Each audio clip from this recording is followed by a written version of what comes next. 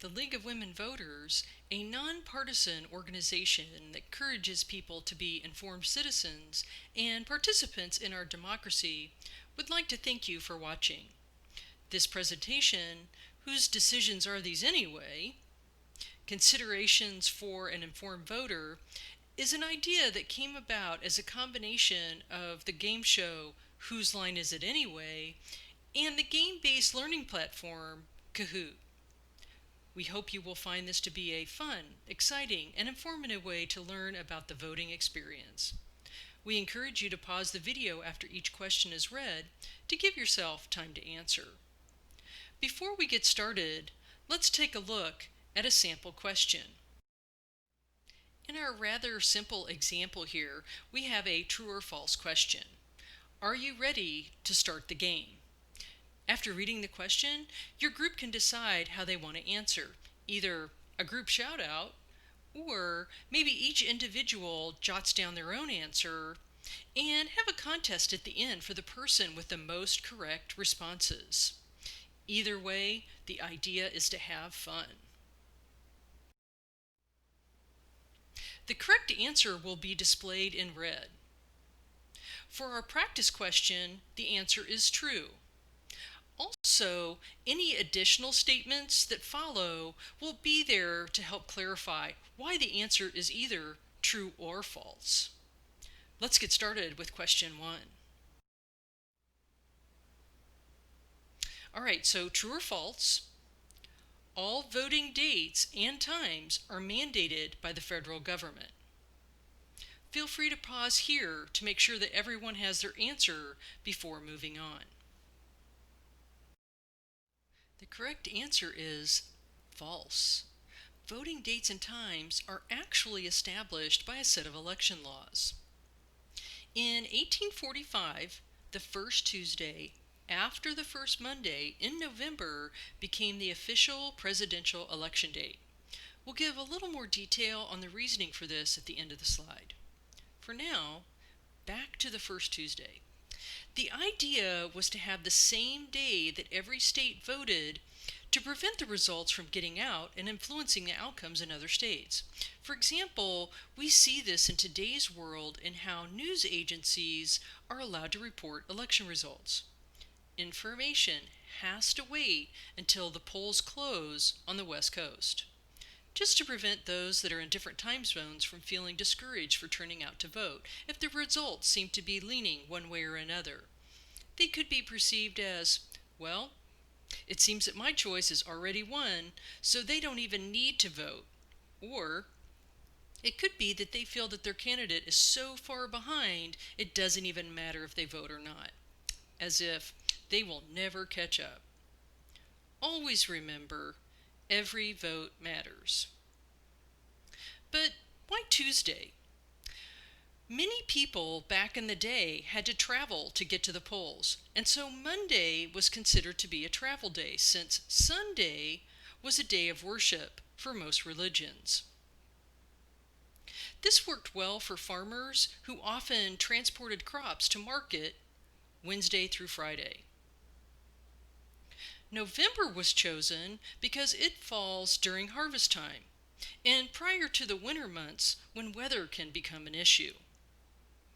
Let's take a look back at that first bullet point. The law states the first Tuesday after the first Monday in November.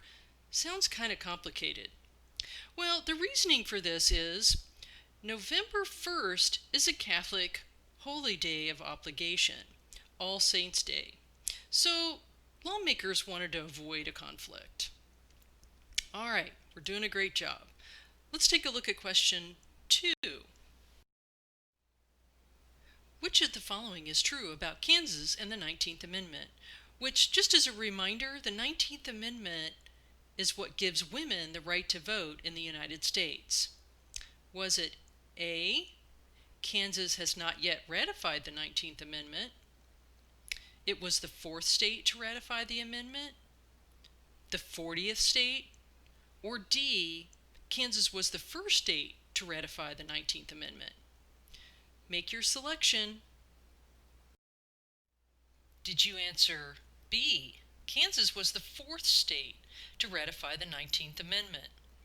Kansas supported the suffrage rights of women. By the way, the term suffrage means the right to vote in political elections.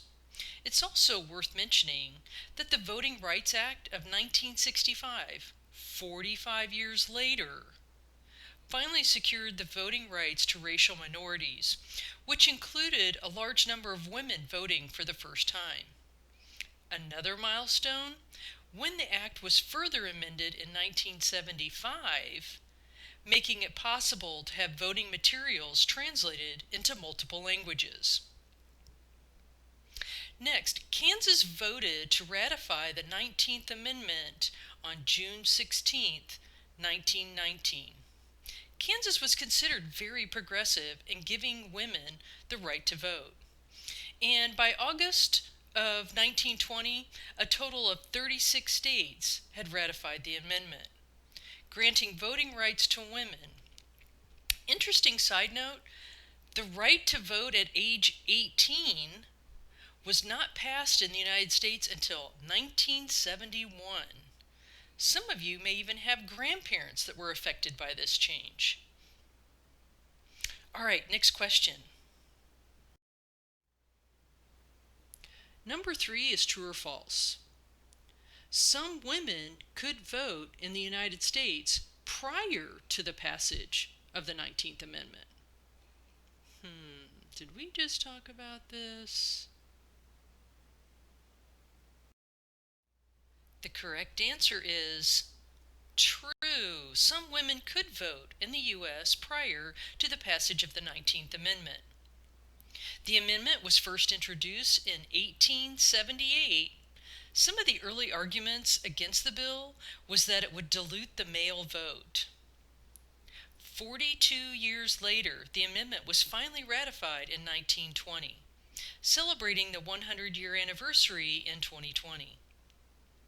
In an article titled 5 Things You May Not Know About the 19th Amendment, it states that the actual passage of the vote came down to the state of Tennessee. The representative actually flipped how he was going to vote because he had a letter in his pocket from his mother reminding him to be a good old boy and grant her the right to vote. In 1912, Kansas recognized the right of women to vote in national elections. Several states recognized women's suffrage rights before 1920. An interesting example of how allowing states to set their own practices on voting can create unfairness in the voting rights of citizens. If a woman lived in Kansas in 1912, she could vote, but not if she lived in Missouri. Our fourth question, which statement is not true to be eligible to vote in Kansas? Is it A, must be 18 years or older on election day? B, must have lived in Kansas for at least 1 year? C, provide Kansas driver's license number or last 4 numbers of your Social Security or a state-issued ID. D, must register to vote 21 days before election. Which of these statements is not true to be eligible to vote? Let's take a look at the answer. If you answered B, you got that one correct. Must have lived in Kansas for at least 1 year is not a requirement to be eligible to vote in Kansas. That was kind of a tricky one, probably easy to miss. There is no residency requirement besides living here right now. This could be a very key fact for those of you that may have just moved to the area, for example, as a college student, families that have recently relocated, or maybe a relative that has moved to be closer to family. Let's take a look at the requirements that are necessary to be eligible. To register to vote in Kansas, you must be a U.S. citizen, be a resident of Kansas and registered by the specified date, which currently in Kansas is 21 days prior to an election day. There is no additional requirement for length of residency. Be at least 17 years old and 18 years old by election day to vote. Not be disqualified by a court due to mental incompetence. Not be incarcerated or on parole for a felony conviction. When off papers, don't forget to re-register to vote. Another example of where not every state gives the same rights to U.S. citizens. All right, question 5 is up next. True or false? Eligible voters must register to vote for every election. Question 5. False. You do not need to re-register to vote for every election. However, in Kansas, be sure to update your registration to vote if you change any of the following. Your name, for example, due to marriage. If you move, you need to update your address. Your party affiliation. This time of year, people are changing party affiliations to vote in primary elections in August. You are not able to participate in primaries unless you are registered for that specific party. For example, in Kansas, that would be Democratic, Libertarian, or Republican. In August, there will be a party primary for down ballot races for Congress, the Senate, and the State House of Representatives. Down ballot races is a term used to refer to the political races that are farther down the ballot or may be considered more of a local election. During the general election, the presidential candidates are thought of as to be at the top of the ballot or top of the ticket. So if you want to participate in one of the party's primaries, you have to be registered for that party. You can update all of these, name, address, party affiliation, through your local county election office or online through ksvotes.org, listed in the corner of our slide. It's a super easy one-stop shop website for those updates. All right, we're halfway through. How are we doing so far? Number 6, when can a voter be changed to an inactive or suspended status?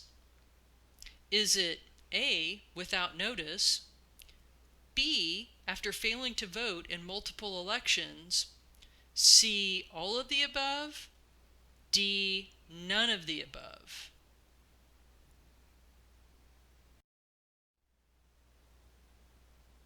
B, after failing to vote in multiple elections.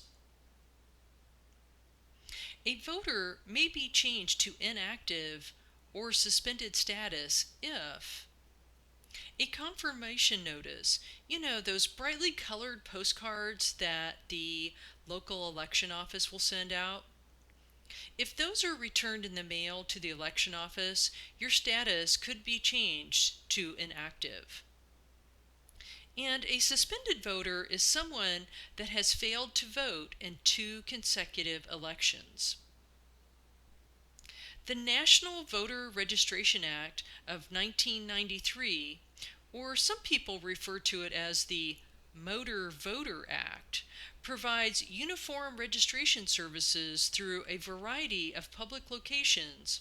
For example, the Department of Motor Vehicles or driver's license registration centers, armed forces or military recruitment offices, various offices of public assistance locations like food stamps and Medicaid, disability centers, city clerk offices, and some schools may have forms, as well as some libraries may decide to have registration forms available as well.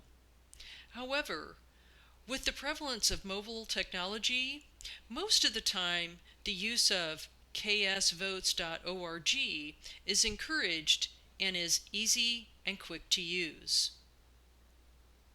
One more detail to cover on this slide. We discussed when a voter status may be changed. Let's take a look at when a voter is removed.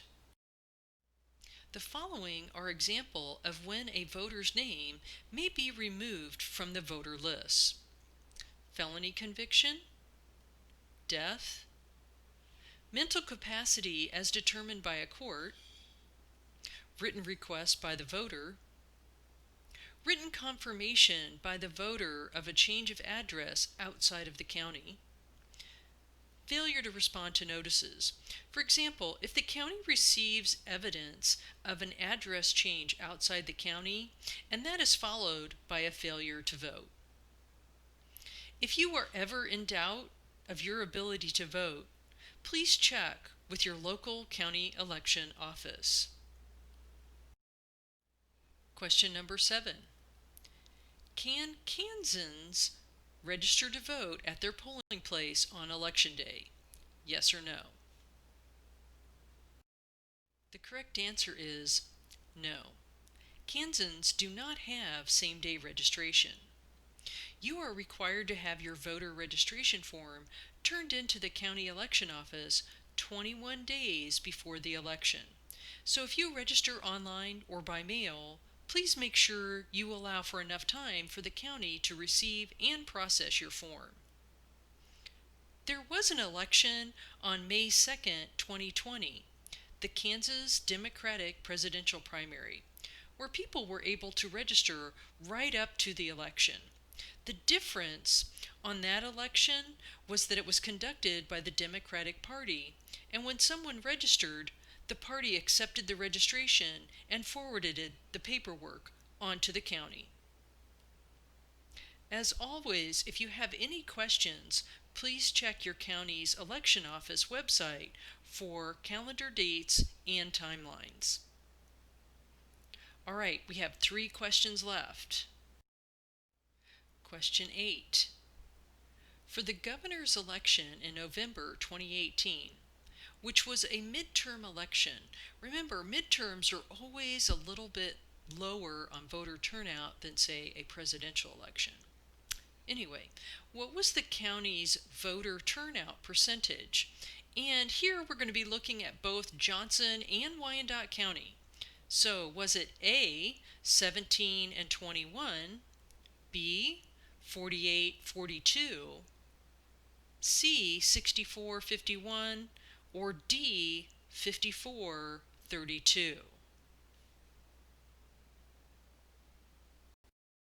So for the November 2018 election, was it B? No. What about D? Maybe it was A. Nope, the correct answer was C. 64% for Johnson County and 51% for Wyandotte. Some would say that's pretty good for a non-presidential election year, but most people wouldn't want to see that as a test score, would they? Only 2 questions left. Number 9. Which group had the highest voter turnout in the 2016 presidential election? Is it A, silent and greatest generation, those that were 71 and older in 2016, or the boomers, C, Gen X, 36 to 51, or millennials and Gen Z that were 35 and younger in 2016? If you answered A, you are correct. In 2016, the silent generation had 70% voter turnout. The baby boomers at 69%, Gen X 63%, and millennials and Gen Z at 51%. While the statistics may seem interesting, they don't tell the story of what could potentially happen in 2020. Let's take a moment to dive a little deeper. While the oldest voters had the highest turnout, another important statistic to consider is the actual number of voters from those generations. And if you consider adding together Gen X, Millennial, and Gen Z, they represented over half of all the voters for 2016. What could that mean to the 2020 election? Let's take a look at the numbers for the 2018 midterm election. And here you see for the first time Gen Z at 30%. At first look, these numbers seem to be getting worse instead of better. Well, it's not the whole story, because typically in a non-presidential election there is a drop in turnout. A better comparison for these 2018 numbers is to look at how do they compare to 2014 turnout. The percentages that you see here represent the amount of increases from the previous midterm election. That's pretty amazing. A 22% increase for millennials. There was no information on Gen Z from 2014 because the oldest from that generation was only 17 at the time and not allowed to vote. So this is a lot of numbers, but the final point is millennials and Gen Z have an unprecedented opportunity to affect the outcome of the 2020 election. Our final question, number 10. In Kansas, voters are able to cast their ballot A. on Election Day in person at a designated polling place, B. using a mail-in ballot requested in advance, early, before Election Day, in person at a designated polling place, or D. all the above. Let's see what the answer is. In Kansas, voters are able to cast their ballot D. all the above. On Election Day in person at their designated polling place, and using a mail-in ballot requested in advance, as well as early in-person voting as designated public polling locations. Well done. How many did you answer correctly? 0 to 5? Okay. Hey, we're all learning. 6 to 7? Pretty good. You'd probably ace it if you watched it a second time. 8 to 9? Very good. You've earned some bragging rights. 10, you got all of them correct. Amazing. You did a great job. Thank you for playing along. We hope you all had fun and learned a few things along the way. Please tell your friends about our game, and please take a second to like our video and to subscribe to our channel. We have a few more videos available to help you become an informed voter. Join us again for Whose Decisions Are These Anyway? Considerations for an Informed Voter. Again, thank you for watching, and see you on Election Day.